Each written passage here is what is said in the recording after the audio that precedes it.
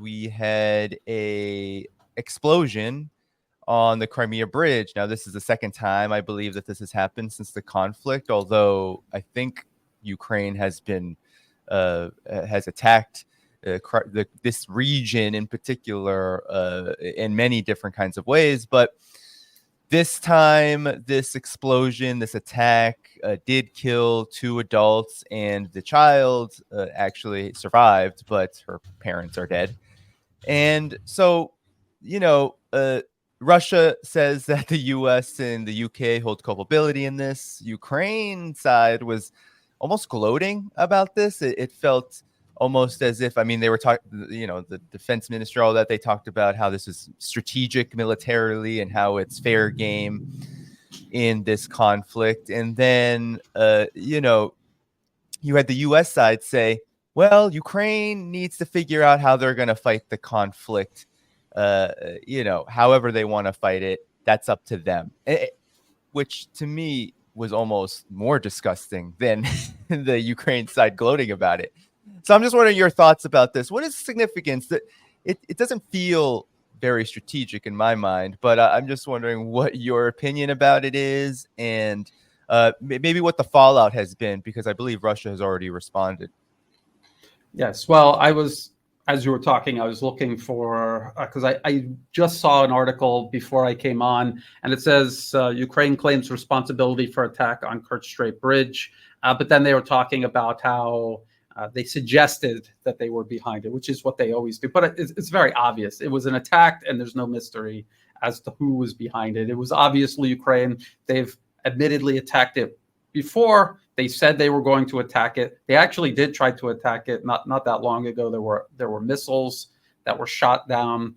And then there have been, along with this attack, several attempts to use drones to attack other targets in Crimea. So it's very obvious that this is Ukraine doing this. It's part of a wider campaign targeting Crimea, and it's part of the ongoing offensive. And we remember the offensive was presented as a means of retaking Crimea, cutting the land bridge, getting into range to destroy the Crimean bridge, and then also begin the process of taking Crimea itself. So no mystery at all who did this. And it was an attack, and it damaged one section of one of the roads. There's two roadways and a railway. There's one section that's damaged, and they will have to replace this, just like they did last time. The damage in the last attack was much more extensive. It damaged the rail. It also damaged several of these road sections. This time it's just one road section, so they will replace that. And in the meantime, there will be traffic able to move along the bridge, but it'll be limited. And the rail traffic is not inhibited at all. And I saw today Peter Zeihan. I don't know if anyone is aware of who this guy is, but he's one of these pro-Western analysts, so-called analysts, and he was talking about how the bridge was struck. This is, the bridge is struck. This is going to isolate Crimea. All of the Russian soldiers there are now hostages. They're hostages. The peninsula has been isolated, and Russia is going to have to evacuate it, and it'll be like a modern-day Dunkirk. And the reality, and he said the reason why is because Ukraine can also hit the roads on the land bridge with rockets and missiles, which is true, but that's not the same as having a roadway under fire control. That means you have it under fire control. You can hit the road often enough to actually disrupt logistics along it. Ukraine cannot do that, not at this moment. Also, the actual bridge is still operational. He said that it wasn't. He said the previous road spans hadn't been repaired. The train traffic cannot accommodate freight. If you look at the videos from the attack, you can see freight trains moving past in the background in the video footage. So it's PR, but it's trying to be passed off as some sort of major stroke of genius, a strategic move as part of this offensive to finally retake Crimea. And so in reality, Crimea is not isolated. Even if they destroyed the bridge, even if the offensive broke through Russia's defenses, they haven't even made it to the first defense line, but let's say they go through all of the layered defenses and reach the Sea of Azov and cut that land bridge. Crimea is still not isolated because the bridge was only constructed in 2018. It returns to Russia in 2014. So for several years, Russia was able to maintain both its military forces on the peninsula and also the entire civilian economy. So people should think about that. If the bridge was cut, the land bridge was cut, Russia would use its ships and its airlift capacity to maintain at least military capabilities on the peninsula, just like they're doing in Syria. They don't have road and rail supplying their troops in Syria. That's all done by ships and by air. So these are all things to keep in mind as we watch the headlines roll out, trying to boost this in terms of its strategic value. It has no strategic value, strategically meaningless. The death, the violence, the destruction, utterly senseless. Yeah, and it was impressive enough that Russia built this bridge very quickly after the referendum in 2015. I believe it got finished around 2018. And it's a very impressive piece of infrastructure, and the way that Russia addressed the last attack, it was repaired very quickly, and as you said, more damage was done then. But what I'm wondering about is, it seems like Russia has in part retaliated to this attack, but it's hard to call it retaliation in a lot of ways because this kind of seems par for the course for the conflict. I think Odessa and Nikolaev have been hit. Russia saying that they've destroyed drone bases, fuel, infrastructure, providing fuel to the Ukrainian military. But it still doesn't feel like a retaliation because this is kind of just what Russia's been doing throughout the conflict. What's your take on Russia's response? I think Putin did vow retaliation in some respect, but this is a conflict and Russia has been going about it in a certain way. What's your opinion about it?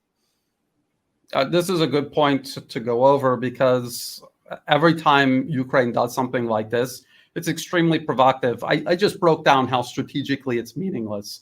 But when people see this, they're upset. They killed the two parents of a little girl.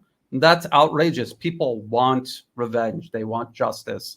And it's not just this one attack. It's what the one attack is a small part of something much greater that has been going on since 2014, a vast injustice. But when you are waging war, you cannot allow your emotions to dictate your actions. Revenge will be Russia winning this conflict, eliminating the government in Kiev, and freeing Ukraine of this NATO infestation, the political capture of Ukraine by NATO, essentially. That is how they will get revenge. And this is exactly like in Syria, where Russia intervened at the invitation of Damascus from 2015 onward. And there were multiple provocations. So Turkey, a NATO member, shot down a Russian warplane, and then Turkish-backed militants, terrorists really, ambushed the rescue team. And they were killing Russians. And people at that time said, why doesn't Putin do something? They're angry. They think Putin is a weak leader. They think Russia looks weak because of this. But in reality, Russia was thinking at that time, revenge will be winning this conflict, not acting rash, not giving the West a provocation to escalate, to turn the tide on us by rallying the West or rallying Turkey behind Erdogan when he was so central to serving the proxy war that Washington was waging against Damascus. And if you look now in hindsight from 2015 onward to today, since that plane was shot down till today, look at all the progress Russia has made in Syria. Look at all the progress Russia made with Turkey. Because a country is not just one leader. It is a whole people. It's industry, the population, all sorts of institutions. And Russia was thinking long-term, and they were thinking bigger. So it's like when you play chess, sometimes you see a move that looks great, but if you think several steps ahead, it's actually a disaster. It's a trap. So that's how Russia looks at geopolitics. It's very different than the West, which does react in these knee-jerk actions. These, they're compelled because they're they've created an image with no fundamentals backing it up. They have to maintain that image. They have to act instantly. Russia's fundamentals are solid. They don't need to maintain some sort of illusion. They need to maintain what they're doing using those fundamentals on the path toward victory. And one thing I really liked, you recently did a video about this, I believe in the last 24 hours, reacting to the Crimea bridge attack, is you mentioned the particular political situation in Crimea dating back to when this conflict really began, 2013, 14, and of course the referendum in 2015. Could you talk about that? Because one thing that I think might be shocking to Western ears is that Russia has people on its side, and that is a fundamental difference. We can just talk about Crimea maybe here, but really the entire region, there isn't a lot of appetite. I think people have shown through their feet in their voting that there isn't a lot of appetite to stick around and be part of this nation called Ukraine. And that's why Russia has only gotten bigger during this conflict through referendums. But could you talk about Crimea in particular? What is the situation actually there? Because there's all this talk about taking it back, taking it back. Do people really want to be taken back? Danny, I sent the link to you in the chat, the private chat of that USAID International Republican Institute. If you want to put that on the screen, but there's a 2013 International Republican Institute and USAID poll that was conducted specifically in Crimea. And notice that the title is The Autonomous Republic of Crimea, because it was not just an ordinary oblast within Ukraine. It had a very special status. It is considered autonomous. It has its own parliament. People say Russia invaded Crimea. No, they didn't. The independent parliament in the Autonomous Republic of Crimea requested Russian forces to protect them when extremists backed by the West were fanning out across the rest of Ukraine, imposing their illegal coup regime on the population of Ukraine. That is what actually really happened. And that is actually reported on even in US government-funded media platforms like Voice of America. Anyway, this let's go through this. This is very interesting. There's many metrics. As you go through, you can see, do people feel like things are going in the right direction? It really gets interesting though on page 8. 8 of, it's actually printed in the bottom right corner of each page. Yes, here we go. Yeah, this one right here. Regardless of your passport, what do you consider yourself? And you can see 2011 and 2013, there could be different reasons why these percentages were changing over time. You have to remember, before the US-backed coup, there was a president in power, however imperfect, that actually represented a compromise between all of the different groups in Ukraine. It is there are a significant number of Russian-speaking Ukrainians, and then you had the Western Ukrainians, the Banderites, basically, that were sponsored by the U.S. and NATO for years, and they were at odds with each other. The president represented a compromise, and people were more or less happy with the status quo at that time. But 40% in Crimea saw themselves as Russian, 24% Crimean, and only 15% Ukrainian. So when they talk about, oh, we want to go back and we want to save the Ukrainian people in occupied Crimea, most of the people there saw themselves as Russian, not Ukrainian. If you go down to, say, page 13, I went over all of this in the video. This is interesting, too. Why were they asking this question in 2013? They're asking about what methods of protest would you find acceptable? Very strange question, honestly, for USAID. A little revealing. And also IRI is a subsidiary of the National Endowment for Democracy, who we know engineered the 2014 regime change operation in Kiev. And then the next page, if you just scroll down one more, it says, if Ukraine could only enter one international economic union, which should it be? Overwhelmingly, a majority wanted to join the Russian-led custom union, and then 17% the European Union. And there's more people who don't know or care uh, than people that actually wanted to join the EU. So again, it's no mystery when the referendum was held in 2014 to join the Russian Federation, why people overwhelmingly chose the Russian Federation, because this is 2013, before the US helped get Nazi political parties and Nazi armed militias into power in Kiev. If we go down one more page, sentiment toward different countries. So Russia at the top, obviously, there's an affinity for Russia in Crimea. And if you go down to the bottom, the US, it's almost inverted.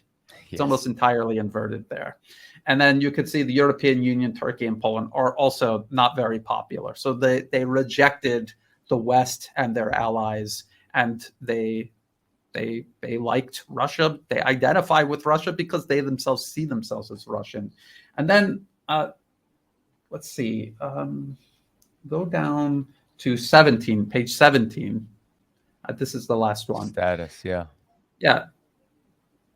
Autonomy in Ukraine, that is the big dark blue bar, and that's the status quo. So autonomy in Ukraine, Crimea was an autonomous republic in Ukraine. They wanted to keep it that way, 53%. But if you look at this 23%, it's kind of like a salmon sort of color. Crimea should be separated and given to Russia. That's almost a quarter of the people asked. They wanted to join the Russian Federation. Again, before the US put anti-Russian Nazis into power in Kiev and began destroying the country.